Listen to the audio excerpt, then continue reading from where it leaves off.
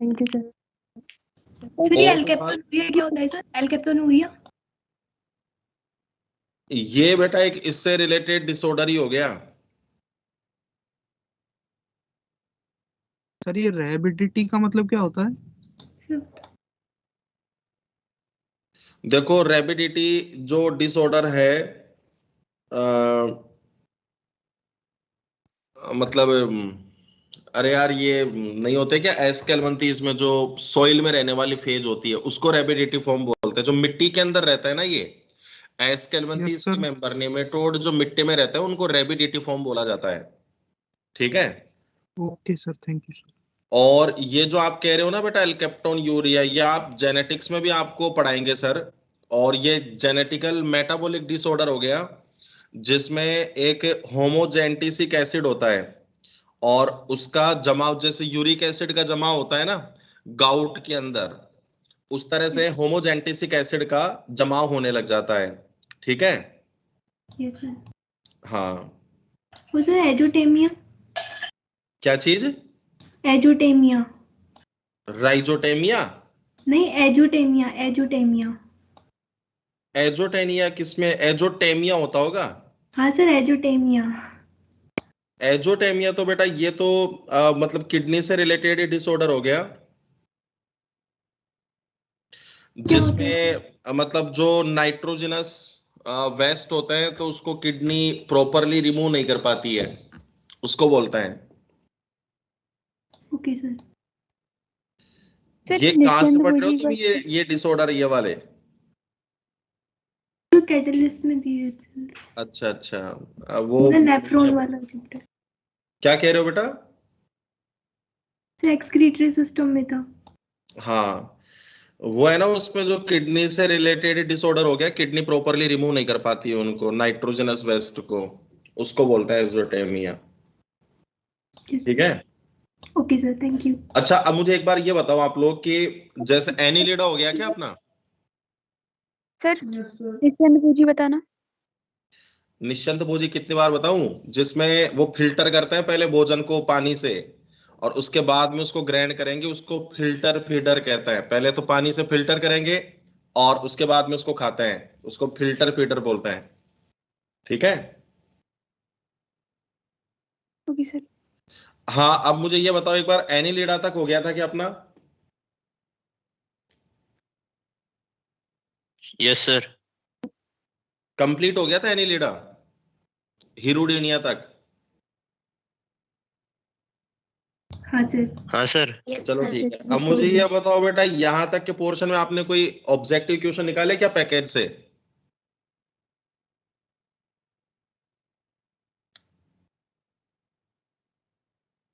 नहीं सर अभी तक नहीं। नहीं सर। नहीं सर। तो बेटा एक बार उसको वो ऑब्जेक्टिव क्वेश्चन निकाल के तो देखो ताकि पता तो लगे अपने को, है ना, कि उसमें आपसे क्वेश्चन हो रहे हैं नहीं हो रहे हैं, वो चीज तो पता लगे अपने को, है ना। तो एक बार वो ऑब्जेक्टिव क्वेश्चन आप लोग वहां से निकालो और फिर उसमें बताना कि ये चीज मतलब जो भी ऑब्जेक्टिव क्वेश्चन है वो आप लोगों से हो रहे हैं या नहीं हो रहे हैं, तभी तो पता लगेगा। में भी आपके साथ ही चल रहा है सिलेबस। ठीक है। लेकिन उन बच्चों ने तो उनको बोला भी था मैंने पहले, उन्होंने क्वेश्चन भी निकाले और उनसे क्वेश्चंस हो भी रहे हैं सारे, और याद करने में कोई दिक्कत थोड़ी आ रही है इनमें। No sir. No sir. चलो ठीक है ना। बाकी बाद में वही चीज है बेटा, जैसे मान लो कि अगर कोई क्वेश्चन नहीं हो पा रहा है तो मतलब जैसे याद करने में दिक्कत आ रही है तो फिर आप एनसीईआरटी भी देख सकते हैं, लेकिन एक बार नोट्स पढ़ेंगे तो उसके बाद में बहुत आसान लगेगी वो, क्योंकि वो समझने में आ जाती है कॉन्सेप्ट वगैरह। तो देखो बेटा इसके बाद में नेक्स्ट फाइलम पढ़ते हैं अपन, फाइलम आर्थ्रोपोडा। एक बार समझ लो फिर बाद में लिख लेंगे। देखो बेटा आर्थ्रोपोडा में वही दो शब्दों से मिलकर बना है ये। लैटिन में आर्थ्रो का मतलब होता है बेटा जॉइंट और पोडा का मतलब होता है अपेंडेजेस। मतलब जॉइंट मतलब संधित, अपेंडेजेस मतलब उपांग। उपांग आप जानते ही है, उपांगीय कंकाल। ठीक है, पढ़ा था अपन ने, जो उसके शरीर के अक्ष से जो संरचनाएं बाहर निकलती है तो उनको उपांग बोलते हैं। जैसे आर्थ्रोपोडा के अंदर इनके इनके टांग, इनके पंख, इनके एंटीनी, ये जो अक्ष भाग से बाहर निकलते हैं उनको उपांग कहते हैं, और ये बेटा जॉइंटेड होते हैं, है ना। इनमें संधियां पाई जाती है बेटा कई सारी। तो ऐसे जैसे इनकी टांग को आप देखोगे उसमें अलग अलग सेगमेंट पाए जाते हैं, जैसे कोक्सा, ट्रोकेंटर, फीमर, टीबिया, टार्सस, है ना। एंटीना में भी ऐसे सेगमेंट होते हैं। इसीलिए ये आर्थ्रोपोडा का विशिष्ट लक्षण होगा कि आप आर्थ्रोपोडा में किसी भी मेंबर को देखोगे तो उनमें जॉइंटेड अपेंडिसेस पाए जाते हैं, संधित उपांग पाए जाते हैं, इसीलिए इसको आर्थ्रोपोडा नाम दिया गया है। जंतु जगत का सबसे बड़ा संघ है। सबसे छोटा संघ होता है बेटा टीनोफोरा, सबसे बड़ा संघ है आर्थ्रोपोडा, क्योंकि जंतु जगत में जो 2/3 प्रजाति है, स्पीसीज, या पूरे एनिमल किंगडम में 60 से 70% जो स्पीसीज है, लगभग 9 लाख प्रजातियां होती है जो आर्थ्रोपोडा में सम्मिलित होती है, ठीक है। इसलिए इसको सबसे बड़ा फाइलम बोलते हैं बेटा, स्पीसीज के नंबर के बेसिस पर। अब सुनो, देखो एक बात और होती है बेटा इसमें, जैसे एक आपसे पूछा जाए कि इंडिविजुअल की संख्या के आधार पर सबसे बड़ा संघ कौन सा होता है ना। इंडिविजुअल की संख्या मतलब जैसे व्यष्टियों की संख्या के आधार पर कि सबसे ज्यादा मेंबर किस फाइलम के अंदर होते हैं और सबसे ज्यादा स्पीसीज किस फाइलम के अंदर होती है। तो अगर आपसे इंडिविजुअल के नंबर के बेसिस पर बड़ा फाइलम पूछा जाता है तो आप एस के हेलमिंथेस बताओगे, और स्पीसीज के नंबर के बेसिस पर सबसे बड़ा फाइलम पूछा जाता है तो फिर आप आर्थ्रोपोडा बताओगे, ठीक है। पर ये चीज है ना आजकल नहीं पूछी जाती, जैसे कैटालिस्ट में आपने ऐसे क्वेश्चन पूछे अभी, तो ये चीजें आती नहीं है बेटा आजकल। अब आगे देखो बेटा, आवास। अभी तक हमने जितनी चीजें पढ़ी हैं उनमें एक बात ये देखी थी कि जैसे या तो वो जलीय आवास में है ना, जलीय आवास में या फिर स्थलीय आवास में, लेकिन यहां पर आर्थ्रोपोडा जितने भी आवास पाए जाते हैं उन सभी हैबिटेट के अंदर रहते हैं बेटा ये। जैसे देखो, जलीय आवास में स्वच्छ जल में भी रहेंगे और समुद्री जल में भी रहते हैं। स्थलीय आवास में बात करें तो शुष्क मृदा में भी रहेंगे और नम मृदा में रहने वाले भी रहते हैं। और वायवीय जो मतलब हवा में उड़ते हैं, जैसे कीट और मक्खी पंख पाए जाते हैं, ये उड़ते हैं, तो ये वायवीय आवास में भी रहते हैं, ठीक है। तो आपको तो केवल एक लाइन याद करनी है कि पृथ्वी के सभी आवासों में रहते हैं। अब आपसे ये पूछा जाए बेटा, इनमें ऐसा क्या चीज होता है कि जिसकी वजह से ये पृथ्वी के सभी आवासों में रह पाते हैं, तो आपको इसमें यह बताना है कि इनके देह भित्ति पर काइटिन का बना हुआ एक हार्ड एक्सोस्केलेटन पाया जाता है, कठोर बाह्य कंकाल पाया जाता है जो काइटिन का बना होता है। तो काइटिन का जो हार्ड एक्सोस्केलेटन होगा वो इसको पृथ्वी के सभी आवासों में रहने के लिए योग्य बनाता है, ठीक है। अगर आपसे ये क्वेश्चन पूछा जाए कि आर्थ्रोपोडा संघ के जीव पृथ्वी के सभी आवासों में रहते हैं, ऐसा क्यों, तो आंसर होगा काइटिन बाह्य कंकाल की उपस्थिति के कारण, ठीक है। जैसे यहां पर देखो बेटा, ये 9th नंबर का पॉइंट पढ़ा रहा हूं मैं अभी, बाह्य कंकाल बेटा इसमें पाया जाता है, और बाह्य कंकाल यहां पर काइटिनस होता है। काइटिनस का मतलब हो गया कि जो बाह्य कंकाल है वो काइटिन का बना हुआ रहता है, ठीक है। तो बाह्य कंकाल यहां पर ये काइटिन का बना हुआ बाह्य कंकाल पाया जाता है। ये बेटा नीट में भी पूछा हुआ है, नीट 13 के अंदर, ठीक है, कि इसमें जो बाह्य कंकाल है उसकी इकाई क्या होगी। तो आपने बायोमोलिक्यूल में भी पढ़ा था कि काइटिन बेटा होमोपोलीसैकेराइड होता है, संरचनात्मक होमोपोलीसैकेराइड है, जिसकी यूनिट होती है बेटा NAG, पूरा नाम आपको पता है, एन एसिटाइल ग्लूकोसामीन। अब जो यहाँ पर काइटिन है, ठीक है, अब देखो बेटा बाह्य कंकाल काइटिन का बना है। अब काइटिन किस रूप में पाया जाता है, तो काइटिन प्लेट के रूप में पाया जाता है, और उन प्लेटों को हम क्या कहते हैं, स्क्लेराइड। जो काइटिनी प्लेट होती है उन काइटिनी प्लेट को क्या बोलते हैं बेटा, स्क्लेराइट बोलते हैं। ठीक है, स्क्लेराइट बोलते हैं। तो काइटिन बाह्य कंकाल के कारण ये पृथ्वी के सभी आवासों में रह सकते हैं और इसका कार्य है बेटा आंतरिक अंगों की सुरक्षा करना और जलहाश को रोकना। जैसे जो शुष्क मृदा में रहते हैं तो हम ये सोचते हैं कि देखो जैसे जो शुष्क मृदा में रहेगा तो उनके वाटर लॉस उनमें से होता रहेगा, डिहाइड्रेशन हो जाएगा, मर जाएंगे वो। लेकिन ऐसा नहीं होगा क्योंकि जो काइटिन की जो प्लेट है वो वाटर के लॉस को प्रिवेंट करती है। ठीक है, अब देखो एक पॉइंट आपको इसमें और देखो, आप यहां पे जो आगे लिखा हुआ बेटा एक्डाइसिस है ना, ये राइट टिक मार्क किया। एक्डाइसिस या मोल्टिंग, एक्डाइसिस या फिर मोल्टिंग कह दो और या फिर हिंदी में निर्मोचन कह दो। निर्मोचन किसको बोलते हैं? बाह्य कंकाल को हटाना निर्मोचन कहलाता है। जैसे यहां पे देखो बेटा, अभी मान लो कि ये कोई जीव है, ठीक है, और इस जीव के बाहर की तरफ ये जो ब्लैक कवरिंग मैंने बना दी, ये इसका बाह्य कंकाल हो गया। बाह्य कंकाल ये हार्ड होता है बेटा, बहुत कठोर होता है, और ये काइटिन का बना होता है, काइटिनस, काइटिनस होगा। ठीक है, तो अब ये जो बाह्य कंकाल की उपस्थिति की वजह से जीव की ग्रोथ नहीं हो पाएगी। जैसे मान लो कि मैं आपको कॉकरोच आगे पढ़ाऊंगा। अब कॉकरोच में जो अंदर के जो ऑर्गन हैं, जैसे कॉकरोच की शिशु अवस्था है तो उसमें शिशु अवस्था में भी उसके बाहर की तरफ बाह्य कंकाल बना हुआ है ना। तो उस बाह्य कंकाल की वजह से उस कॉकरोच की ग्रोथ नहीं हो पाएगी, उस जीव की वृद्धि नहीं हो पाएगी, क्योंकि आंतरिक अंगों को वृद्धि करने के लिए पर्याप्त अवकाश नहीं मिल पाता है। तो अब बेटा ये क्या करेगा? अपने बाह्य कवच को हटा देगा। ठीक है, अब बाह्य कवच को हटाएगा तो अब यहां पर जीव की वृद्धि होने लगेगी। तो देखो बेटा, ये इसका एनिमल का जो साइज है वो थोड़ा सा बढ़ गया। अब जैसे ये साइज बढ़ता रहता है वैसे वैसे इसमें फिर से बाह्य कंकाल बन जाता है। ठीक है, फिर से बाह्य कंकाल बन जाएगा। अब क्या करेगा? फिर से ग्रोथ रुक गई तो अब ये फिर से यहां पर इस बाह्य कंकाल को हटा देगा, और बाह्य कंकाल को हटाने के बाद में इसको पर्याप्त अवकाश मिलेगा और फिर से अपनी ग्रोथ करता है। जैसे जैसे ग्रोथ होती रहेगी तो बाह्य कंकाल का निर्माण इसके बाहर की तरफ फिर से हो जाता है।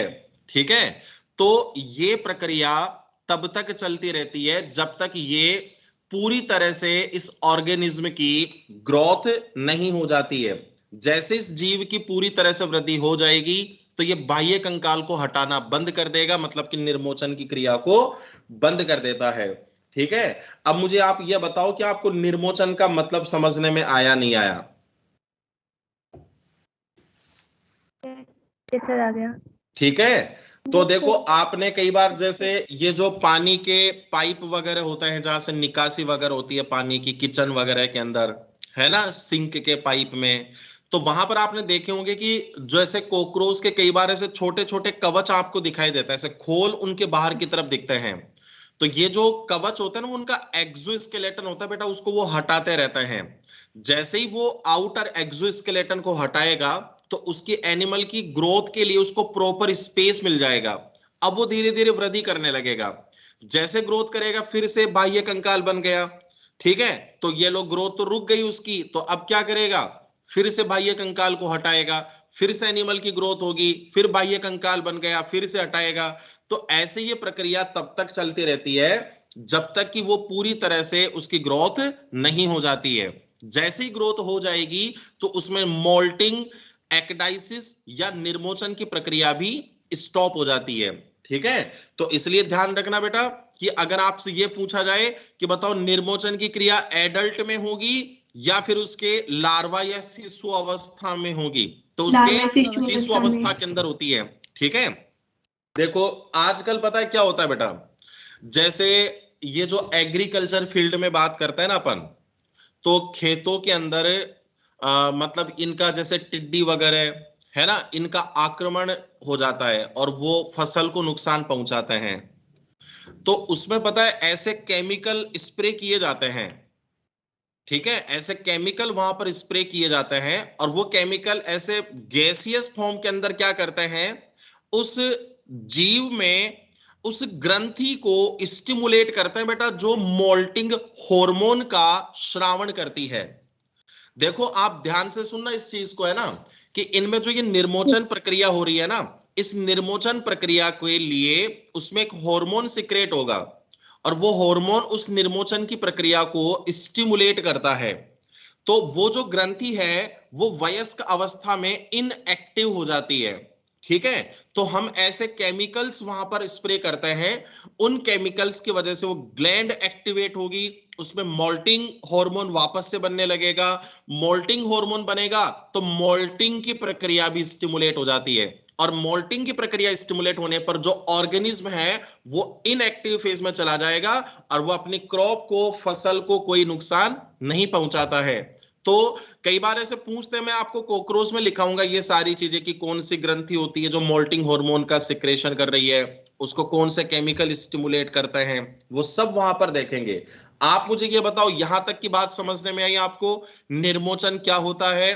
पृथ्वी के सभी आवासों में आर्थ्रोपोडा के जंतु रहते हैं। ऐसा क्या होता है बेटा इनमें जिसकी वजह से ये सभी आवासों में सरवाइव कर पाते हैं? क्लियर? Yes sir. चलो ठीक है, अब आगे ध्यान दो बेटा। अब स्वभाव देखो इनका।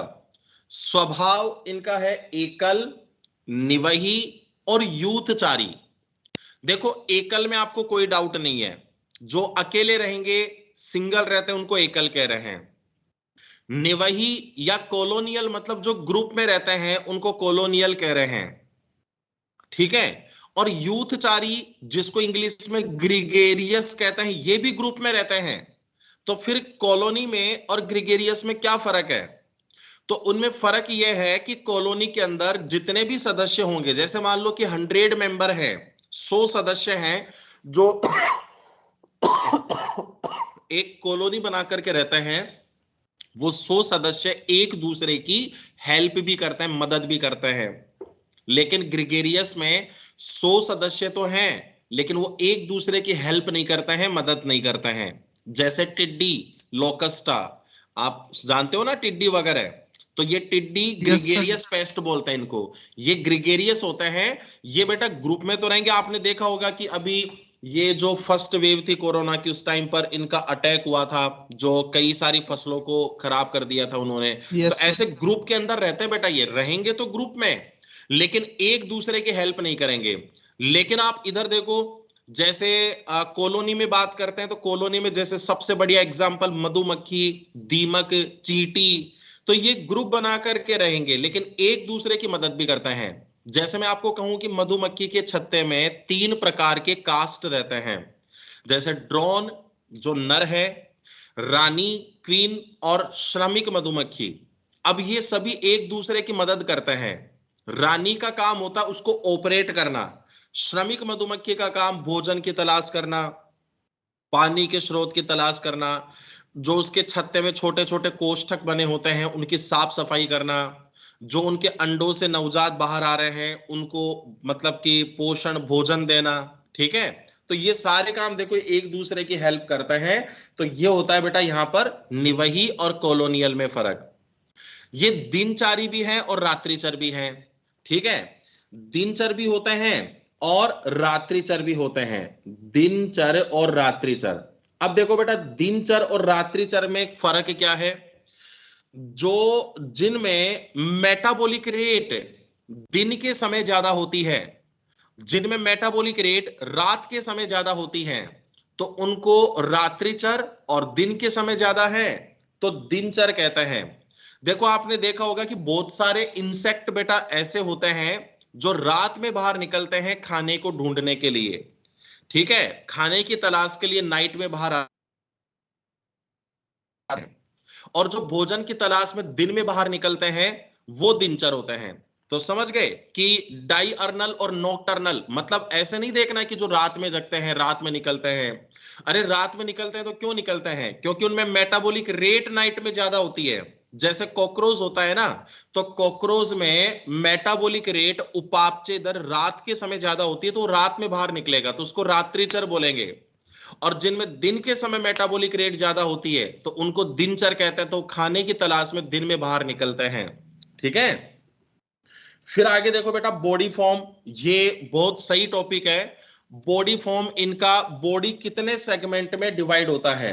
अब समझो बेटा, इनका जो बेसिक बॉडी फॉर्म है ना, जो एनसीईआरटी में दे रखा है, वो है कि इनका शरीर सिर, वक्ष और उदर 3 भागों में विभक्त रहता है।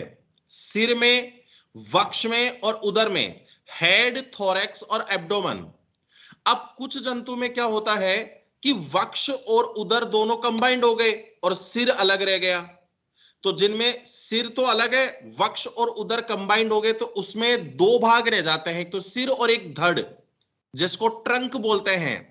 तो हेड प्लस ट्रंक, सिर प्लस धड़। समझने में आया बेटा कि अगर आपसे पूछे कि भाई इस जंतु का शरीर सिर और धड़ में विभक्त है, तो समझ जाओगे। धड़ का मतलब है कि इसमें वक्ष और उदर भाग दोनों कंबाइंड हो गए, तो उसको धड़ बोलते हैं। ठीक है, कुछ जंतु में क्या होगा कि सिर और वक्ष दोनों कंबाइंड हो गए और उदर अलग रह गया, तो उसको बोलेंगे सिरोवक्ष और उदर।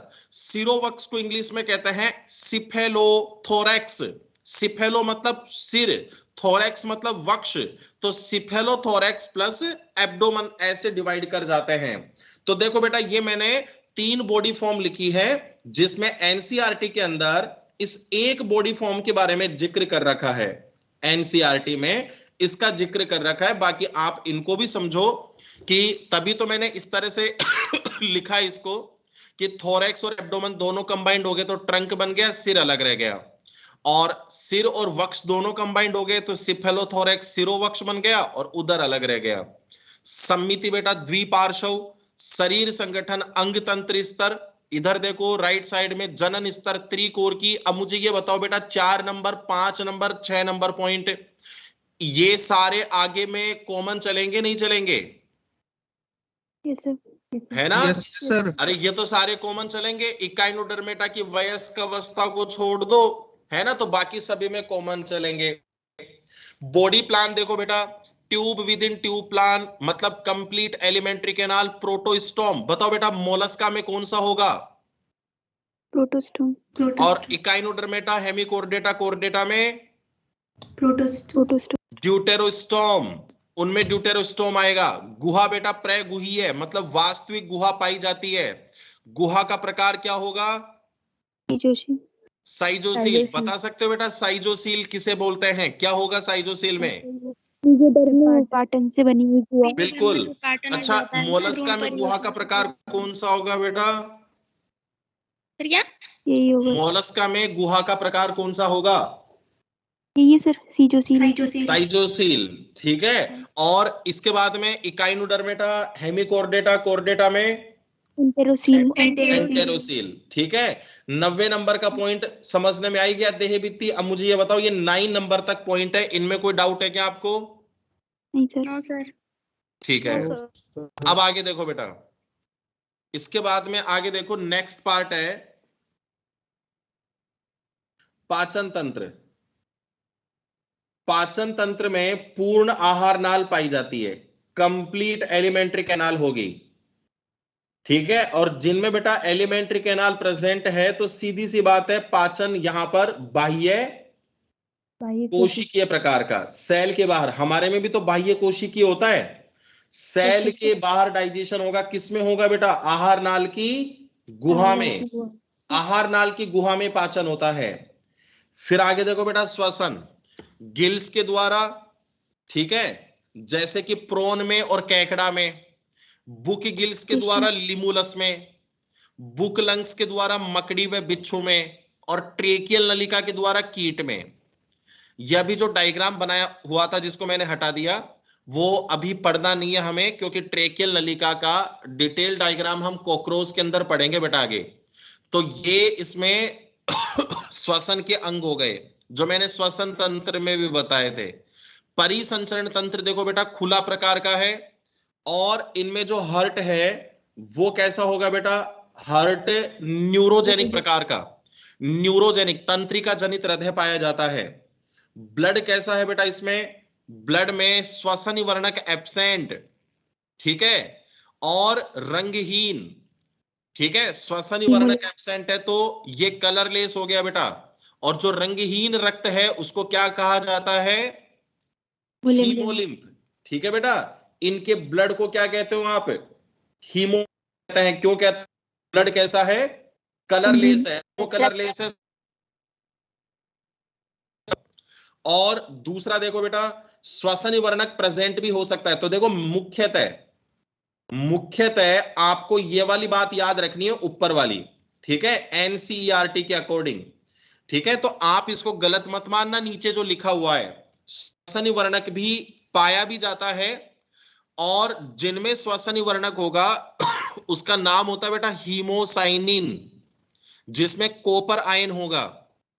चलो बताओ बेटा, इरिथ्रोक्रुओनिन में कौन सा आयन पाया जाता है? इरिथ्रोक्रुओनिन में एफी, आयरन।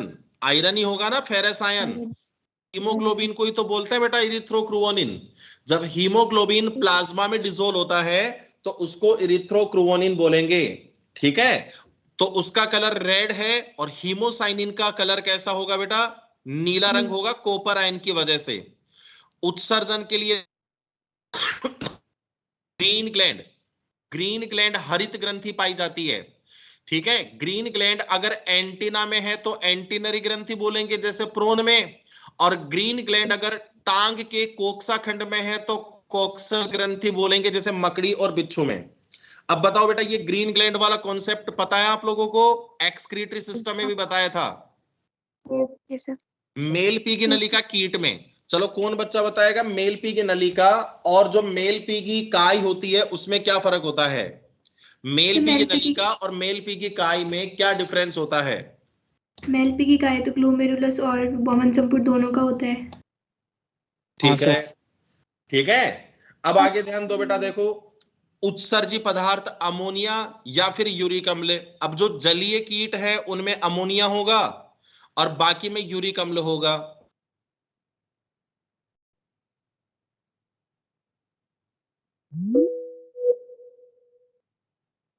सकते बेटा कि ब्रेन रिंग, तंत्रिका रज्जु, ये क्या होते हैं?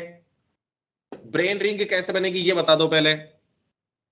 सर दोनों अधर और पृष्ठ सतह पे दोनों पे तंत्रिकाएं जुड़ती हैं सर, इंटर तंत्रिकीय तंतुओं द्वारा, तो रिंग बनाती हैं। देखो इसमें दो गैंग्लिया पाए जाते हैं बेटा, और दोनों गैंग्लिया ये कनेक्टिव न्यूरॉन के द्वारा आपस में जुड़ेंगे तो एक रिंग बनेगी, उसको नर्व रिंग या ब्रेन भी कह सकते हो आप। और तंत्रिका रज्जु बताओ बेटा कैसा होगा इसमें?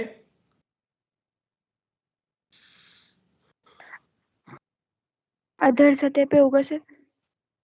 धैर्य हो गया। दूसरा पॉइंट, ठोस। ठोस होगा। सिंगल या डबल होगा या दोहरा होगा? डबल होगा सर। डबल होगा, ठीक है। और गैंग्लियोनेटेड या नॉन गैंग्लियोनेटेड? गुच्छकी है या अगुच्छकी है? गुच्छ की है। ठीक है। अरे आपको एनिलिडा में पढ़ाया था ना मैंने, तो वही तो पॉइंट बोल रहा हूं बेटा मैं। और उसका जस्ट अपोजिट करोगे तो वो हो जाएगा कोर्डेटा का नर्व कोड। अच्छा इसका जस्ट अपोजिट बताओ क्या होगा? खोखला पृष्ठ सतह खोखला पर, पृष्ठीय, एकल और अगुच्छकी है। ठीक है। आगे देखो बेटा फिर। अच्छा पीएनएस में तो वही आएंगे जो इसके शरीर के परिधि भागों में तंत्रिकाएं सप्लाई होती है।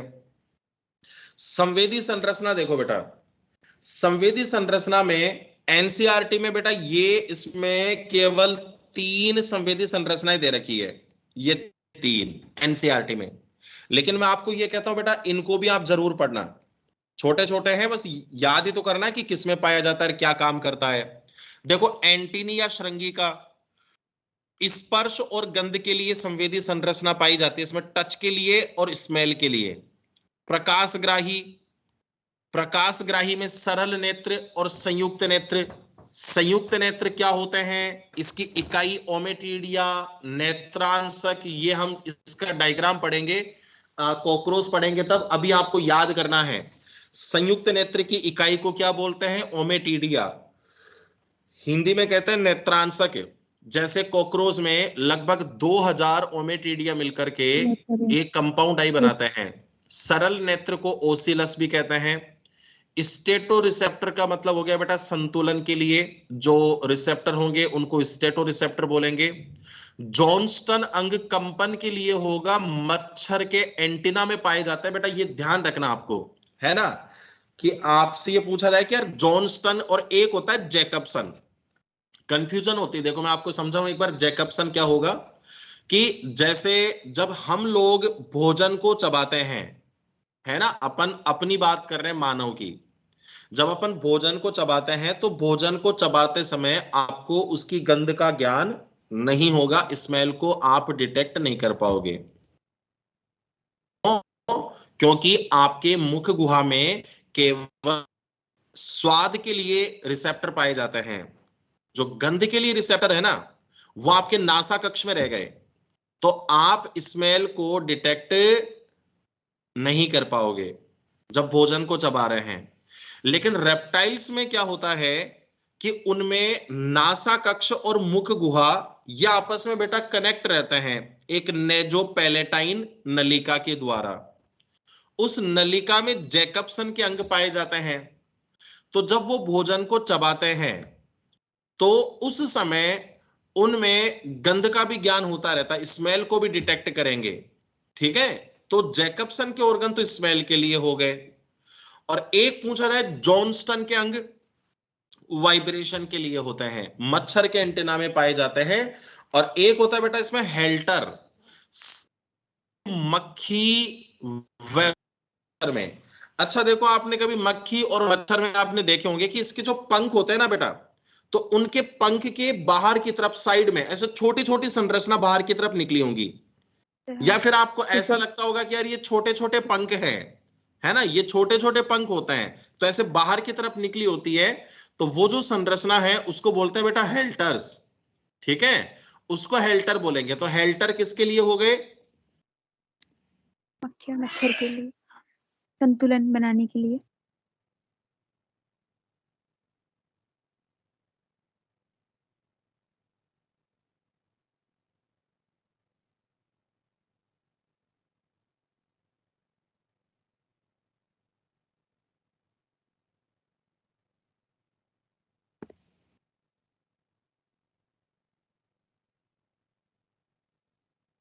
छोटी संरचना होती है उनको हेल्टर बोला जाता है, जो इसमें मतलब बैलेंसिंग के लिए स्ट्रक्चर हो गई।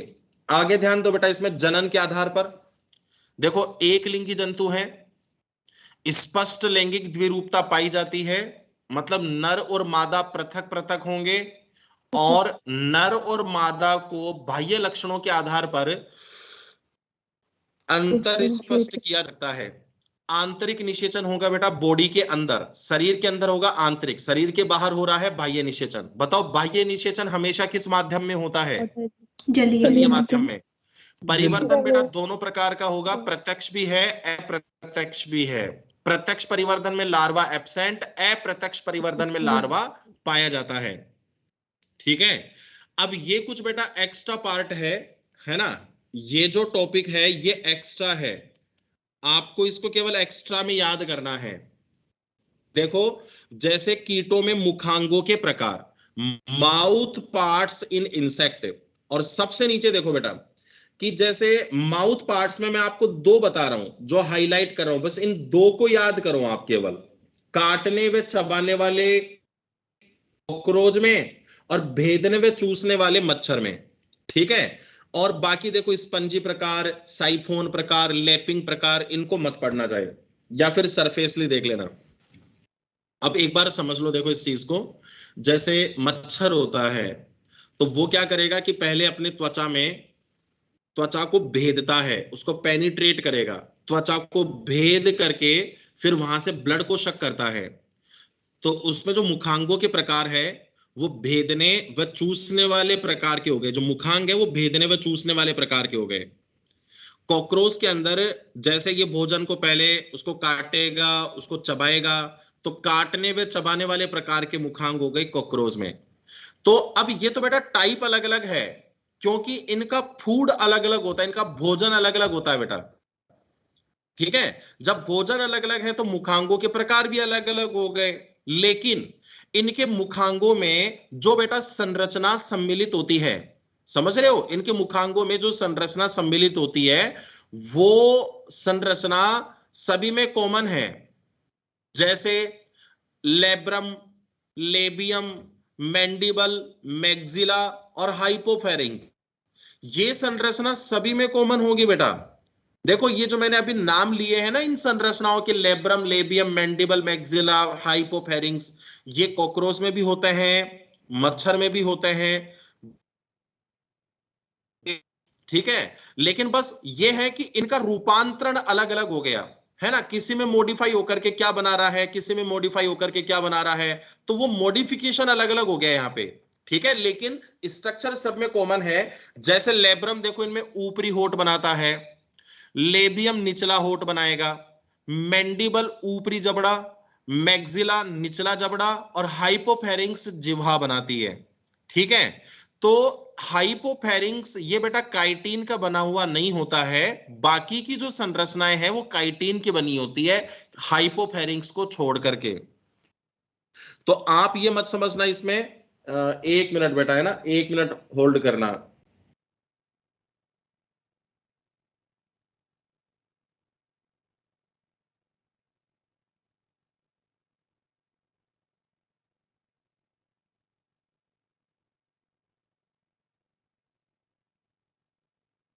ठीक है बेटा, तो अब देखो कई बार ये भी देखते हैं कि जो मैंडिबल है कि सर मैंडिबल तो मानव में तो अपन ने पढ़ा था निचला जबड़ा बना रही है, मैक्सिला ऊपरी जबड़ा बनाती है ना, तो वो ह्यूमन में पढ़ा था बेटा, यहां पर अलग होगा, इनमें मैंडिबल ऊपरी जबड़ा बनाएगा, मैक्सिला निचला जबड़ा बनाएगा। तो देखो बेटा ये 5 संरचनाएं हैं, ये सम्मिलित होती है इनके मुखांगों में, ये मुखांग है इनके, और ये रूपांतरित होकर के अलग अलग प्रकार के मुखांग बनाते हैं, जैसे काटने में चबाने वाले कॉकरोच में और भेदने में चूसने वाले मच्छर के अंदर हो गए। बताओ बेटा यहां तक की बातें आपको समझने में आई नहीं आई? Yes sir. क्लियर है? ठीक है, यस सर। अब आगे ध्यान दो बेटा, नेक्स्ट टॉपिक है कायांतरण, मेटामॉर्फोसिस। देखो कायांतरण क्या होता है, मेटामॉर्फोसिस बोलते हैं इंग्लिश में, काया प्लस अंतरण, काया मतलब होती है बॉडी, अंतरण मतलब होता है चेंज आना, कि इनकी बॉडी में चेंज आएगा, मतलब इनकी मॉर्फोलॉजी में चेंज आएगा, ठीक है, उसको कायांतरण बोला जाता है। जैसे एक चीज आप ये समझो कि मतलब कोई वयस्क है ना, तो उन्होंने मतलब जैसे निषेचित अंडे दिए, अब उन निषेचित अंडों से जो लार्वा या जो शिशु अवस्था बाहर आई है बेटा, है ना, वो लार्वा या शिशु अवस्था उनके वयस्क से बिल्कुल संरचना में भिन्न है।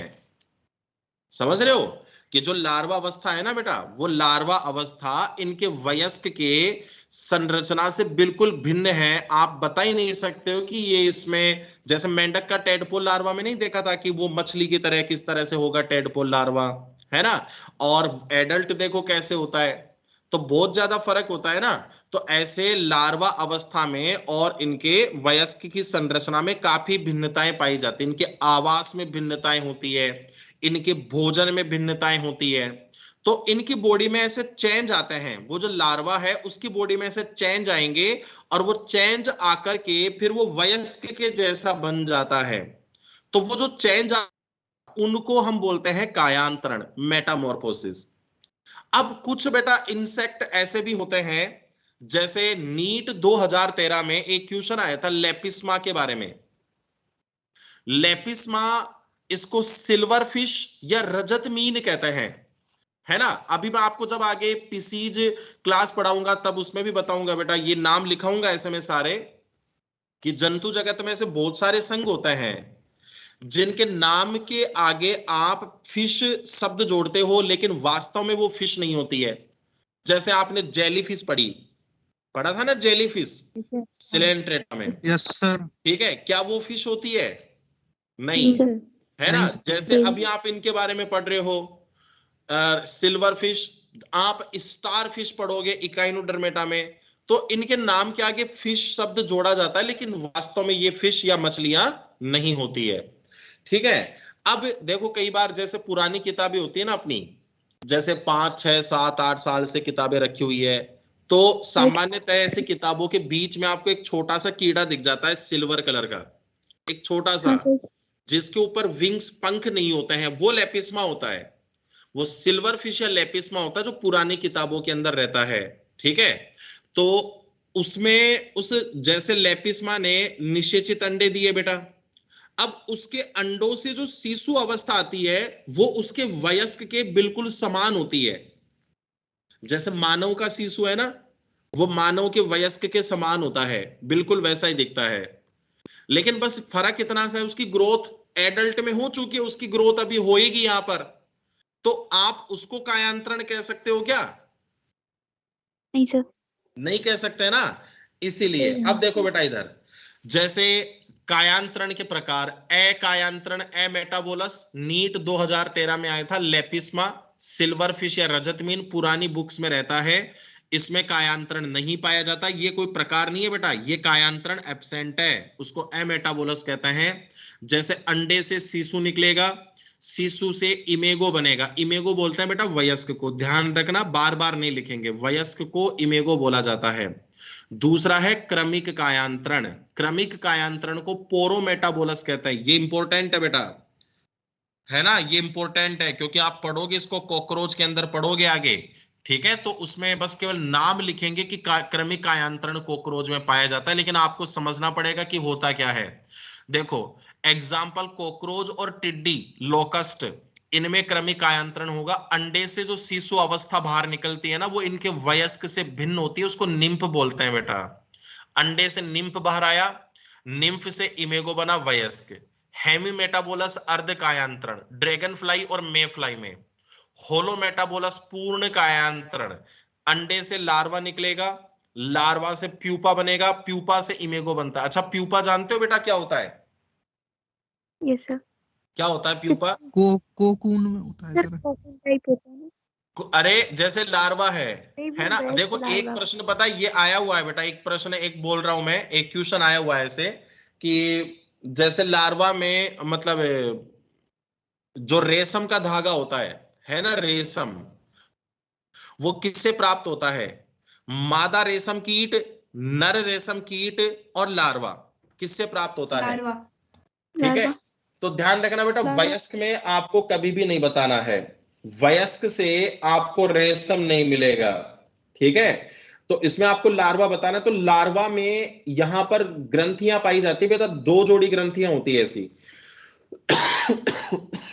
और वो ग्रंथियां क्या कर रही है, इनके बाहर की तरफ एक तरल का श्रावण करती है बेटा, और वो जो तरल है वो जैसे ही हवा के संपर्क में आएगा तो वो सूख करके, ठीक है, ये धागा बना लेता है, सूख करके धागा बना लेगा जो उसके चारों तरफ लपेटता जाता है, रेशम के कीट के चारों तरफ लपेटता जाएगा। अब वो जो लपेटने के बाद में जो बाहर संरचना बन गई उसको तो आपने कोकून कह दिया, जो धागे की संरचना बनी उसने कोकून कह दिया। अब उस कोकून के अंदर जो लार्वा है उसको बोलते हैं प्यूपा, वो प्यूपा होगा। ठीक है, तो लार्वा से प्यूपा, प्यूपा से इमेगो, रेशम कीट, तितली, मच्छर, ये पूछा गया था बेटा मच्छर में कौन सा होता है, मच्छर में भी ध्यान रखना पूर्ण कायांतरण होता है, होलोमेटाबोलस। हाइपर मेटाबोलस देखो बेटा, अति कायांतरण, होलो में और हाइपर में कोई फर्क नहीं है, बस एक चीज का डिफरेंस है, होलो मेटाबोलस में लार्वा की अवस्था केवल एक होगी और यहां पर एक से अधिक लार्वा अवस्था होगी, जैसे अंडे से लार्वा 1, लार्वा 2, और भी होंगे तो उनको भी लिखो, मैंने डैश डैश किया, उससे प्यूपा फिर इमेगो, जैसे ब्लिस्टर बीटल में प्राप्त होता है, और से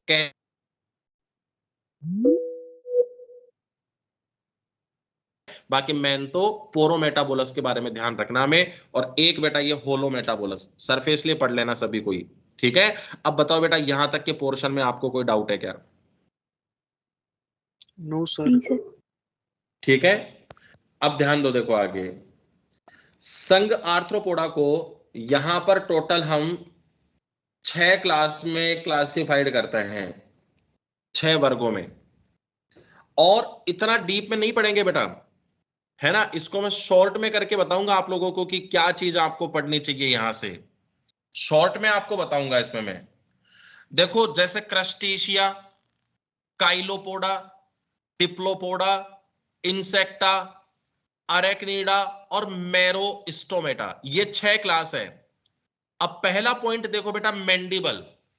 मैंडिबल देखो बेटा, क्रस्टेशिया में प्रेजेंट, काइलोपोडा, डिप्लोपोडा, इंसेक्टा में प्रेजेंट, और अरेक्निडा और मैरोस्टोमेटा में एब्सेंट होता है। इस तरह से संघ आर्थ्रोपोडा में 2 सब फाइलम बन जाते हैं, एक मैंडिबुलेटा और एक बन जाता है एमैंडिबुलेटा। मैंडिबुलेटा में उनको रखते हैं जिनमें मैंडिबल पाई जाती है, और एमैंडिबुलेटा में उनको रखेंगे जिस, जैसे लास्ट वाली 2 क्लास बताई ना मैंने, अरेक्निडा और मैरोस्टोमेटा, इनमें मैंडिबल एब्सेंट है तो ये एमैंडिबुलेटा हो गया। बेटा मैं अभी आपको बताऊंगा कि क्या चीज आपको मेनली इसमें ध्यान रखनी है ना। बाकी तो सारी चीजें सरफेसली है, इतना थोड़ी पढ़ेंगे जितना लिखा हुआ है, ये तो पैकेज में इंफॉर्मेशन दे रखी है। बॉडी फॉर्म देखो बेटा, यहां से क्वेश्चन आया हुआ है बेटा पीएमटी में, है ना, यहां से क्वेश्चन आया हुआ है। ये चीज आपको ध्यान रखनी है, बॉडी फॉर्म क्या होती है। तो देखो बॉडी फॉर्म, जैसे क्रस्टेशिया में सिरोवक्ष प्लस उदर में, काइलोपोडा में सिर और धड़ में, डिप्लोपोडा इंसेक्टा में सिर वक्ष उदर में, और अरेक्निडा मैरोस्टोमेटा सिरोवक्ष और उदर में। तो इसमें देखो बेटा, अरेक्निडा, मैरोस्टोमेटा और क्रस्टेशिया में सिरोवक्ष प्लस उदर में, काइलोपोडा में सिर और धड़ में, और डिप्लोपोडा इंसेक्टा में सिर प्लस वक्ष प्लस उदर में विभाजित होता है। सबसे बड़ा वर्ग कौन सा होता है? इंसेक्टा। फिर आगे देखो बेटा, श्वसन। श्वसन गिल्स के द्वारा क्रस्टेशिया में, उत्सर्जन है बेटा एंटीनरी ग्रंथि। काइलोपोडा में ट्रेकियल नलिका, डिप्लोपोडा इंसेक्टा में भी ट्रेकियल नलिका, और मेल पीगी नलिका द्वारा उत्सर्जन इन तीनों में। काइलोपोडा, डिप्लोपोडा, इंसेक्टा में उत्सर्जन मेल पीगी नलिका द्वारा। ठीक है। एंटीनी देखो बेटा, क्रस्टेशिया में 2 जोड़ी, बाकी सभी में देखो 1 जोड़ी है। काइलोपोडा, डिप्लोपोडा, इंसेक्टा में 1 जोड़ी। अरेक्निडा, मैरोस्टोमेटा में श्वसन बुक लंग्स, इसमें बुक गिल्स के द्वारा, इसमें कॉक्सल ग्रंथि, इसमें भी कॉक्सल ग्रंथि। एंटीना दोनों में एब्सेंट होता है। अच्छा, अरेक्निडा और मैरोस्टोमेटा में केवल एक डिफरेंस है बेटा, पता लग रहा है कि अरेक्निडा में श्वसन बुक लंग्स द्वारा, इसमें बुक गिल्स द्वारा, बाकी का स्ट्रक्चर देखो ऑलमोस्ट इन दोनों का सेम होता है। क्लियर? Yes sir. ठीक है।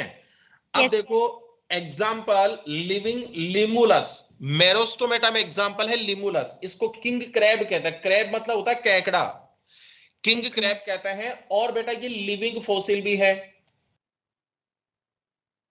लिविंग फॉसिल मतलब जीवित जीवाश्म। जीवित जीवाश्म कौन बच्चा बताएगा कि पहले तो ये बता दो जीवाश्म क्या होता है, उसके बाद में जीवित जीवाश्म बताओ।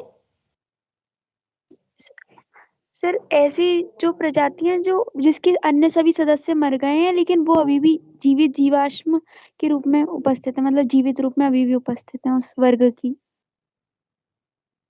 बाकी के सदस्य मर गए हैं? हाँ, अन्य सभी सदस्य मतलब लुप्त चलो विलुप्त खैर हो छोड़ो, तुम तो ये बताओ अब जीवाश्म क्या होता है, ये बता दो।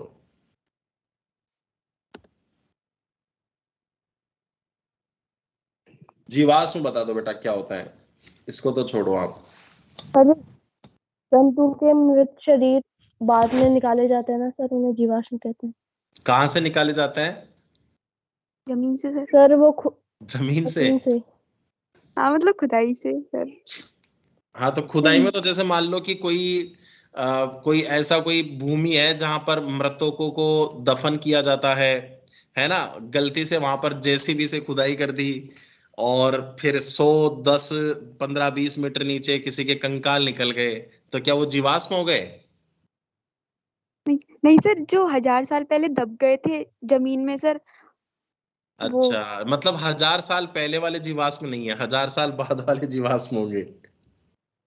नहीं सर, मतलब लाख जो बहुत सालों से, लाखों करोड़ों वर्षों से सर जमीन के अंदर दब गए थे किसी आपदा के कारण या किसी की भी कारण से, और अब चलो छोड़ो, देखो देखो, पूर्व जीवों के अवशेष जो चट्टानों से प्राप्त होते हैं वो जीवाश्म कहलाते हैं। ठीक है, ये सही कह रहे हो, ऐसा कोई गलत नहीं है तुम्हारी डेफिनेशन। देखो जैसे मान लो कि कई वर्षों पहले, मतलब बहुत समय पूर्व, जैसे कुछ कारण ऐसा हो सकता है कि जैसे कोई जंतु मान लो कि मर के गिर गया हो, वहां पर कोई कीचड़ भी हो सकता है, तो वो कीचड़ में मर के गिर गया हो, या फिर ऐसे किसी सरफेस पर उसकी डेथ हो गई और वो वहां पर पड़ा हुआ है। अब उसकी बॉडी क्या करते, धीरे धीरे डिकम्पोज होने लग जाएगी, उसके ऊपर मिट्टी की परतें बनने लग जाएगी। जैसे एक परत बनी, दूसरी, तीसरी, चौथी, ऐसे कई मिट्टी की परतें बनती जाएगी, तो वो नीचे दबता जाएगा। जैसे जैसे नीचे दबता जा रहा है तो ताप और दाब की वजह से बॉडी तो डिकम्पोज कर गई, अब उसका जो कंकाल है वो उस मिट्टी की परतों के अंदर परिरक्षित हो गया। ठीक है, और वो मिट्टी की जो परतें हैं वो यहां पर चट्टानों में रूपांतरित हो गई, तो उसको हम कहते हैं जीवाश्म। कोई जरूरी नहीं है बेटा चट्टानों से प्राप्त होता है। देखो जो मोस्ट कॉमन प्रकार के फॉसिल होते हैं ना, वो यही होता है जो चट्टानों से प्राप्त होता है, इसीलिए तो इसको सबसे सामान्य जीवाश्म बोला जाता है, पेट्रीफाइड फॉसिल, है ना। ये अश्मीभूताश्म जीवाश्म कहलाते हैं। सबसे कॉमन टाइप के फॉसिल यही होता है। और भी होता है बेटा, कई टाइप होते हैं फॉसिल के, जैसे सांचा जीवाश्म, ढांचा जीवाश्म, चिन्ह जीवाश्म, कोप्रोलाइट जीवाश्म। ठीक है, और एक जैसे अनअल्टर्ड फॉसिल, अपरिवर्तित जीवाश्म। इवोल्यूशन में पढ़ाऊंगा इनके बारे में। अभी मैंने केवल एक मोस्ट कॉमन टाइप के फॉसिल को डिफाइन किया था आप लोगों को, है ना, जो सबसे सरल प्रकार के होते हैं, सामान्यतः पाए जाते हैं, उनको जीवाश्म कहते हैं। और जीवित जीवाश्म क्या होगा, जिस जंतु की उत्पत्ति आज से कई वर्षों पहले हुई, है ना, और तब से लेकर के आज तक वो उसी अवस्था में पाया जाता है, जैसे पहले था वैसा ही बेटा वो आज है, उसमें कोई चेंज वहां पर नहीं आया, उसको आप लिविंग फॉसिल कहते हैं। जैसे हम मानव के बारे में बात करें तो आप एक चीज बताओ कि ह्यूमन का जब ओरिजिन हुआ, मानव की उत्पत्ति हुई, क्या उत्पत्ति के समय हम ऐसे ही थे जैसे आज दिख रहे हैं? Sir no sir. ऐसे नहीं थे ना बेटा भाई, उत्पत्ति के समय हम इस तरह से नहीं थे। सही बोल रहा हूं ना मैं? यस। चलो देखो एक स्लाइड दिखाता हूं आप लोगों को। ये देखो,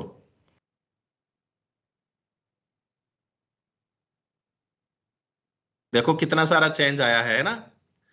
ये अपन है, जो टी शर्ट पहना हुआ आदमी आएगा ना, वो अपन मॉडर्न मैन है। अब देखो कितना चेंज आ रहा है। ठीक है, इसका मतलब हम ऐसे तो नहीं थे जैसे आज दिख रहे हैं, है ना, इस तरह से तो नहीं थे अपन तो।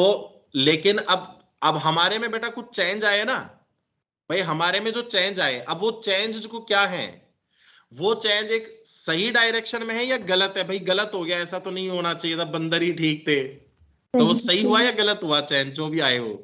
सही सही हुआ। सही चेंज हुए, है ना। मतलब वो एक सही डायरेक्शन में, उसको और ज्यादा विकसित करने में वो चेंज हुए, उन्हीं को बेटा इवोल्यूशन कहते हैं, है ना। वो इवोल्यूशन है, उद्विकास है। अब ये क्या है कि जो लिविंग फॉसिल्स होते हैं, क्या इनमें बेटा किसी प्रकार का उद्विकास हुआ है? नहीं सर। नहीं हुआ। ये लिमुलस है ना, जैसे पहला था आज भी वैसा का वैसा ही है। अपन कहते हैं ना कई बार किसी से मान लो 10 15 20 साल बाद में किसी से मिलते हैं तो अरे यार तू तो बदला ही नहीं, वैसा का वैसा ही है। कह देते हैं ना कई बार रिश्तेदारों में तुम्हारे घर पर आते होंगे, देख ये पहले भी ऐसा ही था और आज भी ऐसा ही है। अरे तो यार Yes, sir. कोई लिविंग कई फॉसिल बार। थोड़ी है। अगर कोई ऐसे बोले ना तो उसको नाम रख देना कि यार ये लिविंग फॉसिल है। ठीक है, इसमें चेंज नहीं आ रहा है। तो जो लिविंग फॉसिल्स होते हैं उनका इवोल्यूशनरी स्टडी में बेटा कोई यूज नहीं होता है ना। उद्विकासीय अध्ययन में लिविंग फॉसिल का कोई यूज नहीं होता है। कारण समझ गए आप क्यों यूज नहीं होता है? क्योंकि उनमें किसी टाइप का चेंज आया ही।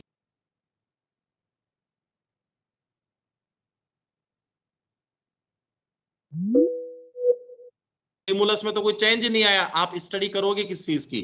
ठीक है, अब आगे देखो बेटा, ये एनसीईआरटी में भी एग्जांपल दे रखा है, तो इसको मैं यहां पर लिख देता हूं एन। है ना, एनसीईआरटी का एग्जाम्पल है। दूसरा देखो बेटा, अरेक्निडा में मकड़ी, बिच्छू, अच्छा टिक माइट को तो हटाओ यहां से।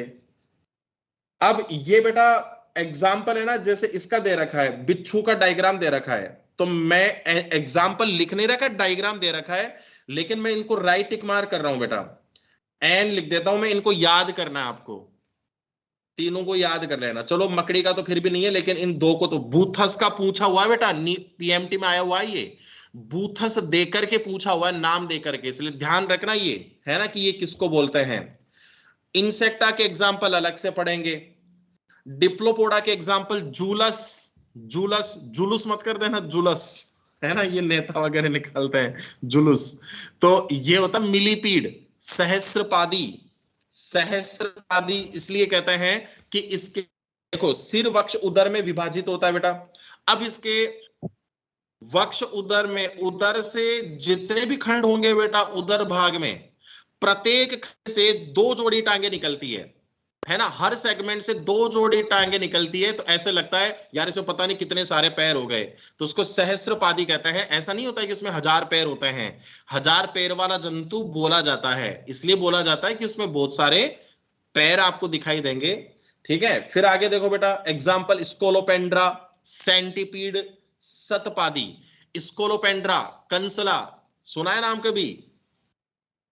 हाँ सर, ऑफ कोर्स है ना, हाँ, इसमें है ना बहुत सारी देखो इसकी मिथ्याएं होती है, इसके बारे में आपको बताऊं मैं, कुछ चीजें हम लोगों ने भी सुन रखी है कि एक तो ऐसे कहते हैं भाई इसको कभी मारना नहीं चाहिए, है ना, कि अपने माँ के एक ही बेटा होता है, इसको मारना नहीं चाहिए। एक ऐसे भी सुन रखा है इसमें कि स्किन के नीचे चला जाएगा, है ना, स्किन के नीचे चला जाएगा और अंदर घुस जाता है, जबकि मैं आपको बताऊं देखो ऐसा कुछ भी नहीं होता है। इनमें क्या चीज है कि इसके जो प्रथम जोड़ी उपांग होते हैं ना बेटा, है ना, ये देखो सिर और धड़ में विभक्त होता है इसका शरीर, सिर और धड़ में, देखो यहाँ पे है ना, तो इसके धड़ में जो प्रथम जोड़ी उपांग होता है, पहली जोड़ी जो टांगे होती है, उन प्रथम जोड़ी टांगों पर विषैले नखर पाए जाते हैं। ठीक है, ऐसे क्ला नाखून होंगे, विषैले नखर होंगे, तो अगर ये आपके स्किन के ऊपर चढ़ जाएगा, ठीक है, तो वहां पर खुजली होने लगेगी, ऐसे इरिटेशन होगी, अजीब सा लगेगा, तो इसलिए मना करते हैं कि भाई इसके पास में छेड़छाड़ी मत करो इससे, नहीं तो ये त्वचा के नीचे चला जाएगा। तो वो पुराने लोगों का ऐसे डराने का एक नजरिया होता था कि भाई इस तरह से बोलो तब ये मान जाएंगे, नहीं तो मानेंगे नहीं, इसके डिसेक्शन कर देंगे इसका भी। खैर ये एग्जाम्पल नहीं याद करना है बेटा, उसमें नहीं दे रखा है। अब आगे देखो बेटा, क्रस्टेशिया, जो जलीय आर्थ्रोपोडा होते हैं बेटा, उनको बोलते हैं, सबसे इंपॉर्टेंट लाइन देखो, ये स्टार मार्क किया मैंने, बाईरेमस अपेंडिसेस। बेटा नीट में तो कभी नहीं पूछा है, लेकिन पहले एआईपीएमटी में पूछा था, बाईरेमस उपांग, बाईरेमस का मतलब होता है द्विशाखी उपांग। ठीक है, द्विशाखी मतलब इसके जितने भी उपांग बाहर निकल रहे हैं, जैसे यहां से एंटीना बाहर निकलते हैं यहां से, है ना, और इसके टांगे बाहर आती है, तो प्रत्येक उपांग आगे जाकर के 2 शाखाओं में बढ़ जाता है, जैसे ऐसे आगे आ रहा है और ऐसे 2 शाखाओं में बढ़ गया, इसलिए इसको द्विशाखी उपांग, बाईरेमस अपेंडिसेस इसका स्पेसिफिक कैरेक्टर होता है। एग्जाम्पल बेटा, पेलियोमोन प्रॉन, ये एनसीईआरटी में दे रखा है, एस्टाकस क्रेफिस, कैंसर केकड़ा, यूफेगरस हर्मिट क्रैब, साइक्लोस डेफनिया, जंतु प्लावक होते हैं, मत याद करो चाहे इनको, पेलियोमोन को याद कर लो, बहुत है, सफिशिएंट है। ठीक है, अब देखो बेटा कितने एग्जाम्पल बताए मैंने पेलियोमोन का, बूथस, पेलेमनियस, अरेनियस, लिमुलस। बताओ बेटा ये इतने से एग्जाम्पल याद नहीं होंगे हमारे से? हो जाएंगे सर। है ना, अरे अगर पूरी क्लासेस के नाम थोड़ी कह रहा हूं मैं उसको याद करो, अभी आप एक बार पढ़ लो, सुनो देखो, RM04 में तुम्हारे बराबर सिलेबस चल रहा है ना, उसमें तुम्हारे में बिल्कुल सेम सिलेबस चल रहा है। अब उस बैच में भी जो कल मतलब उसमें पढ़ाया था आर्थ्रोपोडा फाइलम, कल ही हुआ है उनमें, तो उनसे मैंने पूछा कि बेटा आप लोगों से ये ऑब्जेक्टिव क्वेश्चन हो गया कि हाँ सर सारे ऑब्जेक्टिव क्वेश्चन इसके हो रहे हैं और दिक्कत भी नहीं आ रही है, क्योंकि अपन जो थोड़ा डीप में पढ़ करके फिर एनसीईआरटी पर आएंगे ना तो अच्छा लगेगा थोड़ा सा, और नहीं आप ये सोचोगे कि पहले सरफेसली उसी को ही पढ़ ले तो फिर नहीं समझने में आएंगी चीजें।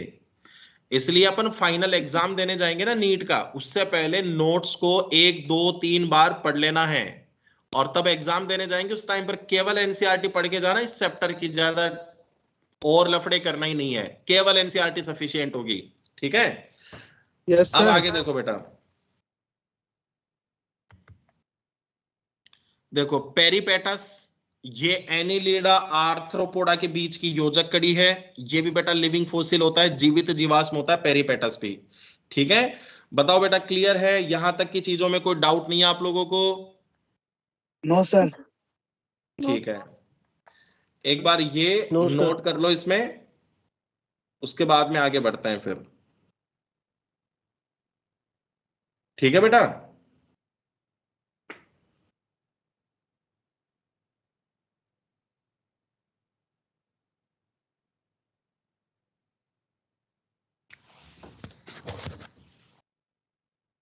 और थोड़ा जल्दी लिख लेना एक बार, है ना, ताकि इस फाइलम को तो अपन कंप्लीट करें, फिर एनसीईआरटी से भी एक बार बताना इसको।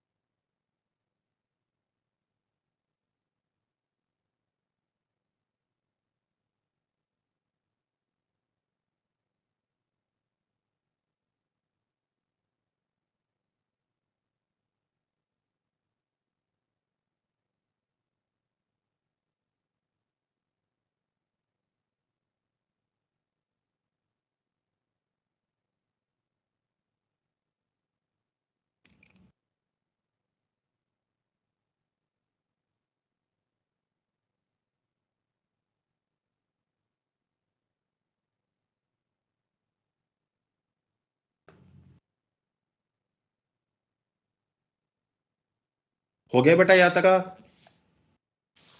Yes sir. No sir. Yes sir. कौन से पॉइंट पे लिख रहे हो अभी?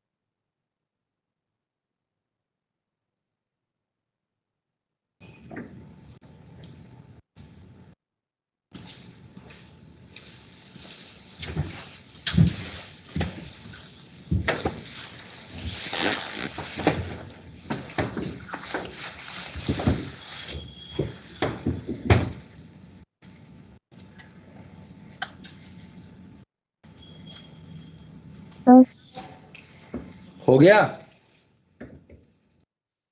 सर, एक सर बार बॉडी बताना। क्या कह रहे हो बेटा? सर बॉडी फॉर्म एक बार वापस बता दो। देखो, बेसिक बॉडी फॉर्म तो हेड, थोरैक्स, एब्डोमेन है। अब जैसे कुछ जंतु में थोरैक्स और एब्डोमेन दोनों कंबाइंड हो गए तो ट्रंक बन जाता है, और हेड और थोरैक्स दोनों कंबाइंड हो जाते हैं तो सिरोवक्ष सिफेलोथोरैक्स बन जाता है। ठीक है? Okay sir.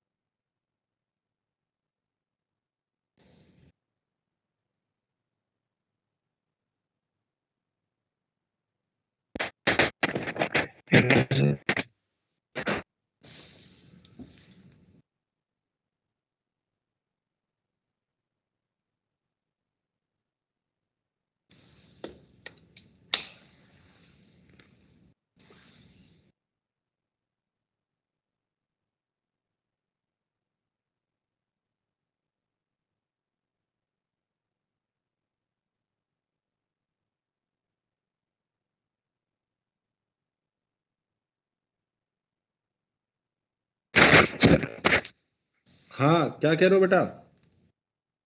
लैंगिक दीर्घता क्या होती है? क्या कह रहे हो? लैंगिक दीर्घता। सर लैंगिक द्विरूपता पूछ रहे हैं। लैंगिक द्विरूपता का मतलब है जिसमें सेक्सुअल कैरेक्टर के बेसिस पर दो मॉर्फोलॉजी होती है, कि नर और मादा को बाह्य लक्षणों के आधार पर अंतर स्पष्ट कर सकते हैं कि कौन मेल है कौन फीमेल है, उसको बोलते हैं।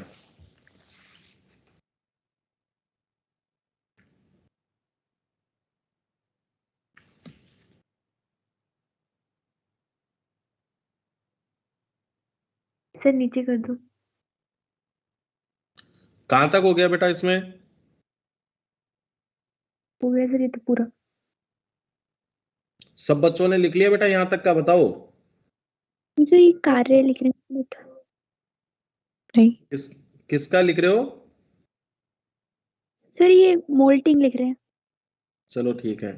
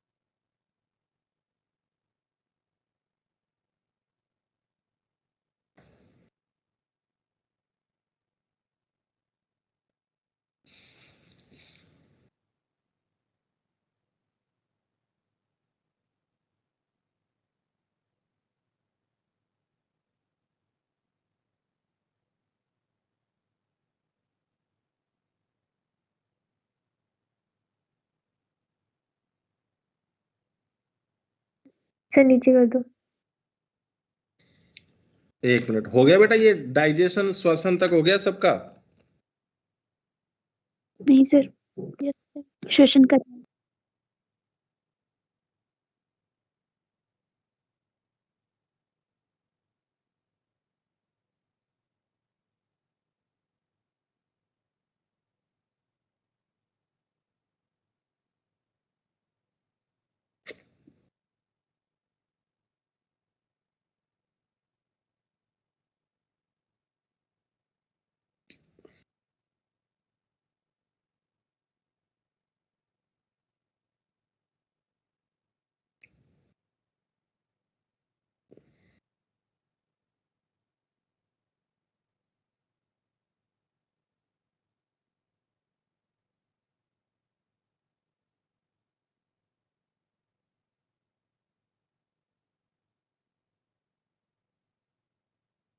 सर हम्म। बुक गिल्स बता दीजिए एक बार। क्या बताना है? Book gills. Book gills, gills ये श्वसनी संरचना होती है बेटा।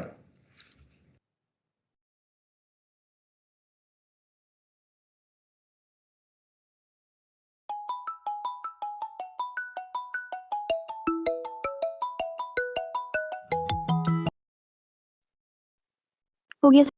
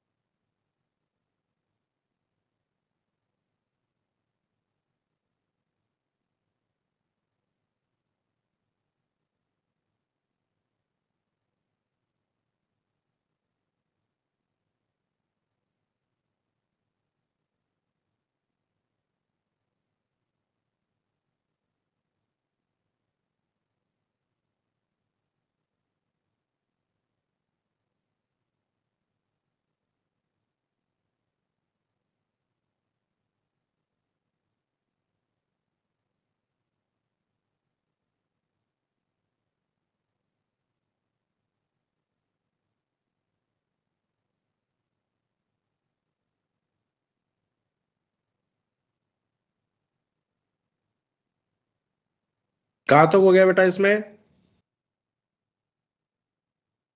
तंत्रिका तंत्र।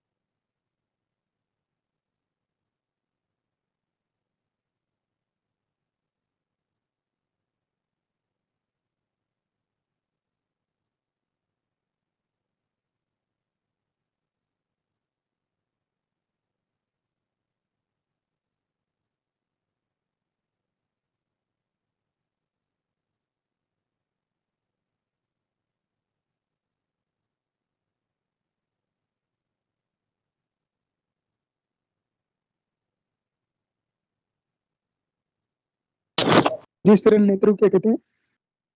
किसको? उसे ओसिलस, सरल नेत्र को ओसिलस। ठीक है।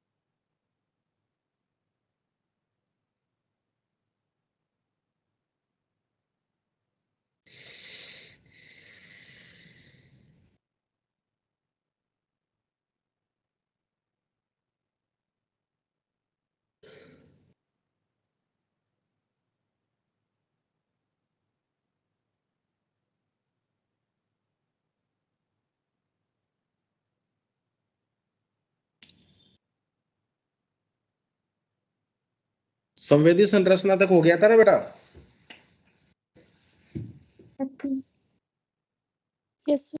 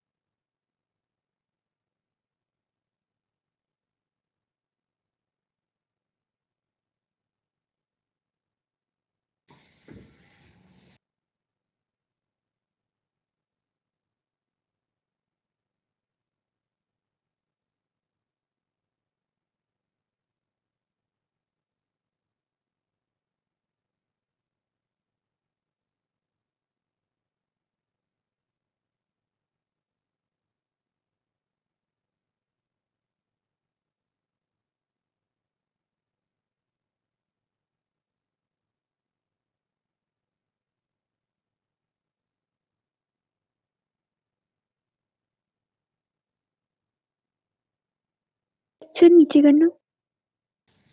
ठीक है, हो गया बेटा यहाँ तक का सबका? दो से 2 मिनट यस। ऊपर सर। कौन सा पॉइंट लिख रहे हो बेटा अभी? दूसरा। अच्छा, ये मुखांगों में है? हाँ सर। चलो ठीक है।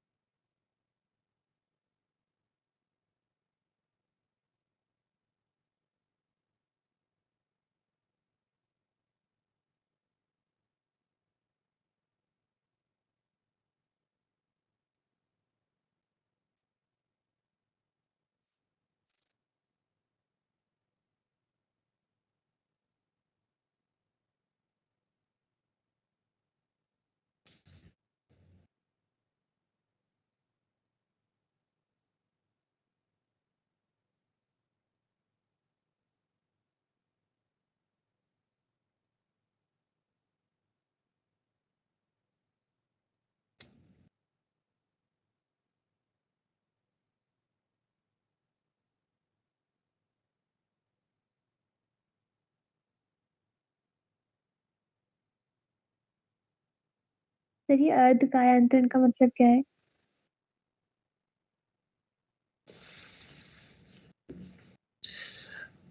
देखो, इसमें जैसे क्रमिक आयांत्रण में तो क्या होता है कि इनका भोजन और इनका आवास ये अलग अलग होते हैं, और अर्ध कायांत्रण में जिनका आवास है वही केवल अलग होता है। ठीक है, क्या कह रहे हो? Okay sir.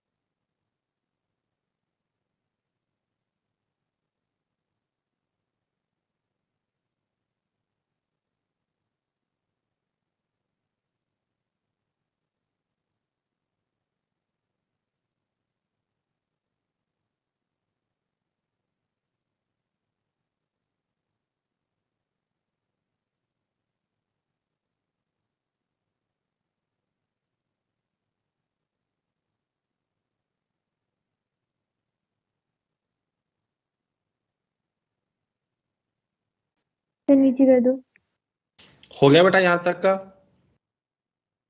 Yes sir. Yes sir. चलो देखो एक बार ये आगे का और समझ लेते हैं, उसके बाद में लिखते हैं फिर इससे। देखो बेटा ये एक और पॉइंट है, क्लास इंसेक्टा। इंसेक्टा को बेटा हेक्सापोडा भी कहते हैं। हेक्सा मतलब 6 और पोडा मतलब अपेंडिसेस, उपांग या टांग। तो इनमें 6 टांग पाई जाती है, या ऐसे कह सकते हो 3 जोड़ी टांग होती है, 3 जोड़ी या 6 टांग होती है, इसलिए इसको हेक्सापोडा भी बोला जाता है इंसेक्टा क्लास को, जो सबसे बड़ा क्लास है। अब इसका फिर 2 उपवर्गों में विभाजित कर रहे हैं, टेरिगोटा और एटेरिगोटा। अंतर देखना बेटा कि 2 पॉइंटों में है, टेरिगोटा में पंख प्रेजेंट होते हैं और एटेरिगोटा में पंख नहीं पाए जाते। टेरिगोटा में प्रत्यक्ष परिवर्तन, अप्रत्यक्ष परिवर्तन होगा मतलब लार्वा प्रेजेंट है, और एटेरिगोटा में लार्वा एब्सेंट होता है, प्रत्यक्ष परिवर्तन है, जैसे लेपिस्मा सिल्वरफिश, इसमें पंख नहीं होता है, प्रत्यक्ष परिवर्तन है, तभी तो आपने ए का यांत्रण लिखा था लेपिस्मा में, ए टेरिगोटा का मेंबर हो गया। और टेरिगोटा में लार्वा पाया जाता है, आपको ज्यादा नहीं बेटा, कम से कम 2 लार्वा आपको कैटरपिलर का और एक रेगुलर का जरूर ध्यान रखना है ना। जैसे कैटरपिलर लार्वा रेशम कीट तितली में, ग्रब लार्वा बीटल में।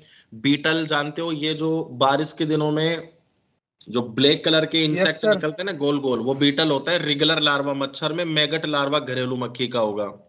ये साइड में थोड़ा सा डिस्क्रिप्शन दिया है तितली और मोथ सलब में, कि सलब और तितली में क्या फर्क होता है।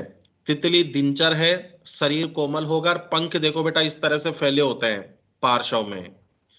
मोथ ये रात्रिचर होते हैं, कठोर शरीर होता है, और जैसे पंख जो है वो शरीर के बिल्कुल अक्ष के समानांतर होते हैं, इनमें पार्श्व में होते हैं। इंसेक्टा क्लास के एग्जाम्पल्स जैसे लाभदायक कीट मधुमक्खी को बोलते हैं, इससे मोम और शहद प्राप्त होते हैं। बॉम्बिक्स रेशम कीट को बोलते हैं, इससे रेशम प्राप्त होगा। और लेसिफर लाख कीट को बोलते हैं, जिससे लाख जो चूड़ियां वगैरह बनाई जाती है, लाख की चूड़ियां, तो वो यहां से प्राप्त होगा। वाहक कीट बेटा ये रोग वाहक का करते हैं, जैसे एनाफ्लीज मलेरिया का वाहक है। ट्यूलेक्स से हाथी पांव रोग, इसको सलीपद रोग भी कहते हैं। फाइलेरियसिस या एलिफेंटियसिस भी नाम होता है इसका। एडीज मच्छर डेंगू चिकनगुनिया का, जीनोपसेला प्लेग का, और ग्लोसिना सीसी मक्खी निद्रा रोग का, और फ्लीबोटोमस सैंड फ्लाई काला अजार रोग का वाहक है। दूधचारी पीड़क में लोकस्ट या टिड्डी हो गई। अब इनमें एनसीईआरटी में कौन से एग्जाम्पल दे रखे हैं, जैसे ये मैं एन नोट करता हूं, ये एग्जाम्पल यहां पर एनसीईआरटी में दे रखे हैं, ठीक है।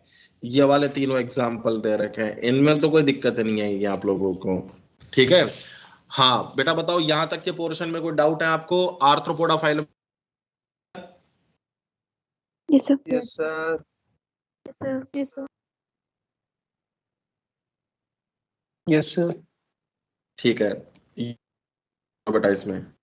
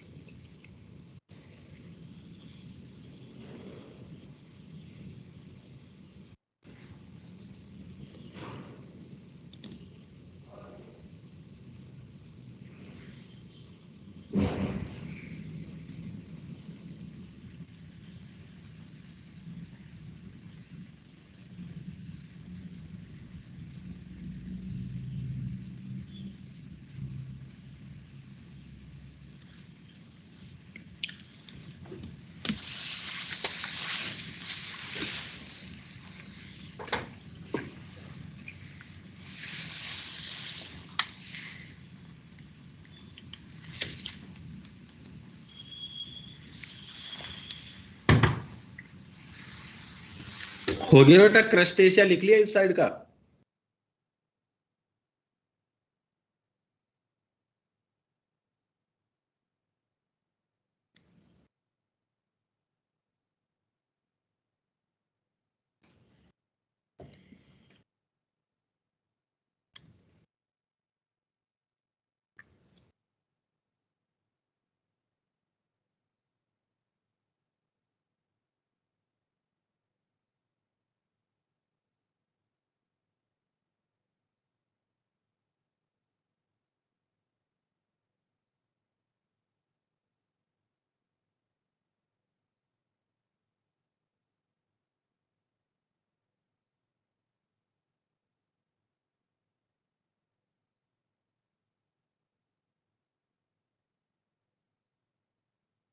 सर हो गया।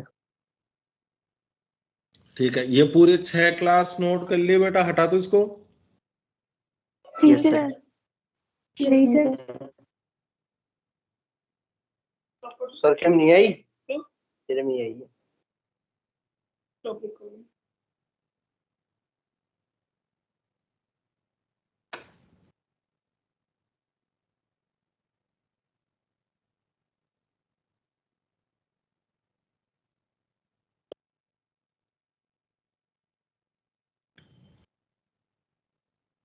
सर ये क्रस्टेशिया के एग्जाम्पल लिखने हैं सर, थोड़ा साइड करना।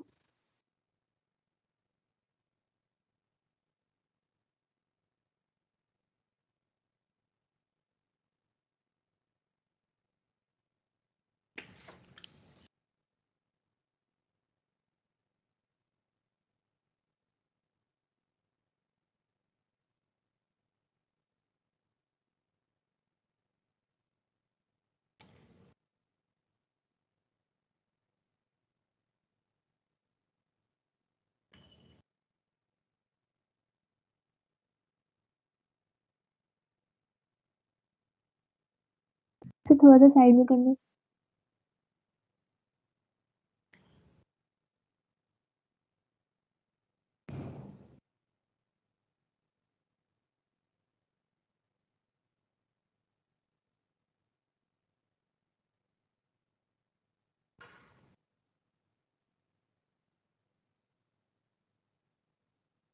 हो गया सर, हो गया। ठीक है। सर ये प्लावक बताना क्या होता है, जंतु प्लावक? ये छोटे छोटे एनिमल्स होते हैं जो हाइड्रा के भोजन होते हैं। जैसे आपने सुना होगा ना, plant plankton, phytoplankton, animal plankton, जंतु प्लावक, पादप प्लावक। हाँ सर, पादप प्लावक तो सुना है। वैसे ही होता है ये भी।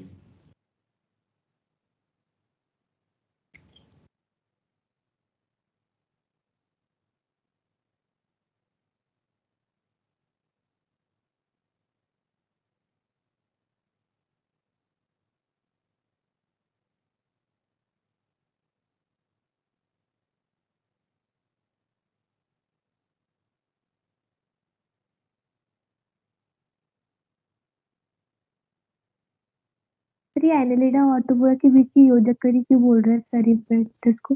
क्योंकि इसमें एनिलिडा के भी करेक्टर होते हैं और आर्थ्रोपोडा के भी करेक्टर होते हैं, इसमें दोनों के करेक्टर पाए जाते हैं।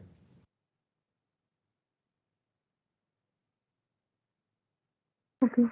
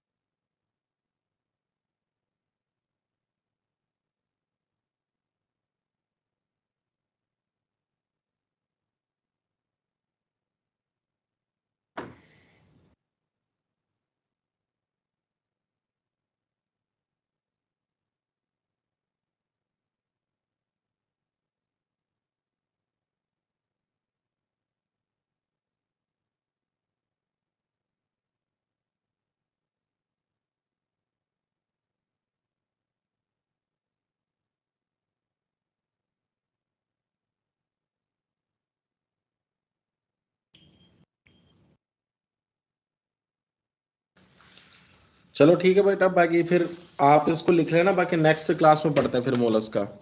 इसको अपलोड कर देता हूँ मैं। Okay sir. ये समझने में तो आ गया ना वैसे? Yes sir. चलो ठीक। Yes sir.